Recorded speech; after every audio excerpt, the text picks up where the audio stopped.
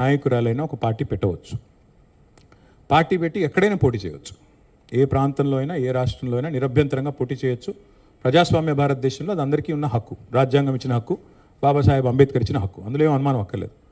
కానీ ఏ ప్రాంతంలో అయితే మీరు పోటీ చేయాలనుకుంటున్నారో ఆ ప్రాంత ఆకాంక్షలు, ఆ ప్రాంత పరిస్థితులు, ఆ ప్రాంత ప్రజలు, వారి యొక్క మానసిక స్థితిగతులు, వారి యొక్క పోరాటాలు, వారి యొక్క త్యాగాలు కూడా మీరు తెలుసుకోవాలి. వారి మీద అభిమానం ఉండాలి. నేను అడుగుతా ఉన్న పవన్ కళ్యాణ్ గారిని వల్ల, మీరు కొత్తగా పోటీ చేసేది ఏముందండి? జనసేన 2023లో పోటీ చేయలేదా? మీరు చేశారు కదా అసెంబ్లీ ఎన్నికల్లో. మొన్న మున్సిపల్ ఎన్నికల్లో కూడా పోటీ చేశారు కదా 350 వార్డులో. కొత్తగా చేసేది ఏముంది? అండ్ ఇంకోటి, మిమ్మల్ని ఎవరు ఆపుతున్నారు? 2018లో చంద్రబాబు నాయుడు గారు వచ్చారు, పోటీ చేశారు. 23లో మీరు పోటీ చేశారు. పోటీ చేయండి, ఎవరు వద్దంటున్నారు. కానీ మీరు ఇక్కడికి వచ్చి మాట్లాడేటప్పుడు ఇదేదో ఆషామాషిగా ఏర్పడ్డ రాష్ట్రం కాదు, ఏదేదో అనాయాసంగా వచ్చిన రాష్ట్రం కాదు. వేల మంది బలిదానాలతో, రక్తంతో తడిసిన నేల ఇది తెలంగాణ. కాబట్టి ఇక్కడికి వచ్చినప్పుడు 1-2 సార్లు ఆలోచించుకొని మాట్లాడాలి. నేను ఒక మాట అన్నారు, ఆయన అడ్డుకుంటున్నారు. ఎవరు అడ్డుకుంటున్నారు మిమ్మల్ని? ఏదో ఊహాజనితమైన ఒక ప్రపంచం సృష్టించుకొని ఎవరు అడ్డుకున్నారు మిమ్మల్ని? 2018లో పోటీ చేస్తే అడ్డుకోలేదు, 23లో పోటీ చేస్తే అడ్డుకోలేదు, ప్రజలు అడ్డుకున్నారు. మేమేం చేస్తాం దానికి?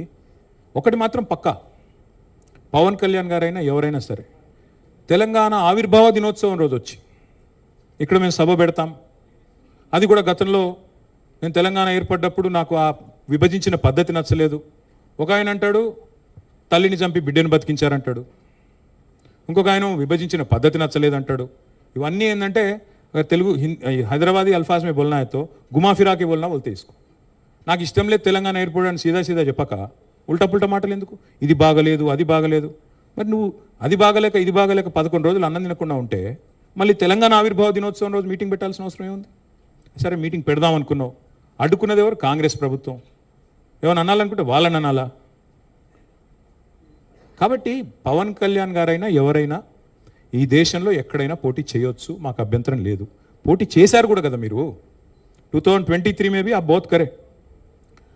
మీ అయ్యే జాగీరా. నేను ఒకటి మాత్రం పవన్ కళ్యాణ్ గారు గుర్తుపెట్టుకోవాలి, తెలంగాణ ఖచ్చితంగా తెలంగాణ భూమిపుత్రుల జాగీరు. తెలంగాణ భూమిపుత్రుల జాగీరే తెలంగాణ. ఇందులో ఎవరికి అనుమానం కూడా అక్కర్లేదు. 100%. ఈ నేల కోసం కష్టపడ్డ వాళ్ళు, ఈ నేల కోసం పోరాటాలు చేసిన వాళ్ళు, ఈ నేల కోసం త్యాగాలు చేసిన వాళ్ళు, నెత్తురుతో తడిచిన నేల ఇది.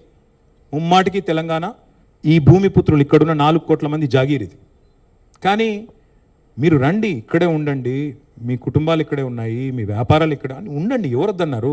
10-12 ఏళ్లలో ఎక్కడైనా చిన్న సమస్య వచ్చిందండి? నేను అడుగుతా ఉన్నా, మా దృక్పథం ఎట్లాంటిది అంటే, వైజాగ్ స్టీల్ ప్లాంట్ను ప్రైవేటీకరిస్తున్నారు మోడీ ప్రభుత్వం అంటే మేము మద్దతు పలికాం. తప్పు ఇది మీరు చేస్తుంది, పబ్లిక్ సెక్టర్ అండర్టేకింగ్స్ని కాపాడాలని రిక్వెస్ట్ చేశాం. That is our philosophy. ప్రాంతాలుగా విడిపోయినా ప్రజలుగా కలిసే ఉండాలని కోరుకున్నాం. కానీ నిన్న పవన్ కళ్యాణ్ గారు ఇంకొక 2 మాటలు మాట్లాడారు. ప్రాంతీయవాదం అన్నారు. ప్రాంతీయవాదం ఉగ్రవాదం కంటే ప్రమాదం ఏదో అన్నాడు ఆయన.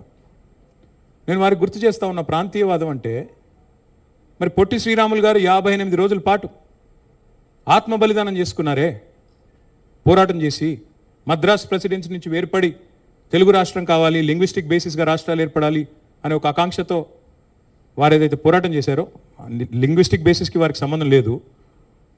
మద్రాస్ నుంచి ఆంధ్ర రాష్ట్రం వేరుపడాలని పొట్టి శ్రీరాములు గారు 58 రోజులు నిరాహార దీక్ష చేశారు. అది కూడా ప్రాంతీయవాదం అంటారా? ప్రాంతీయవాదం అంటే నేను ఇంకో ప్రశ్న అడుగుతా ఉన్నా పవన్ కళ్యాణ్ గారిని.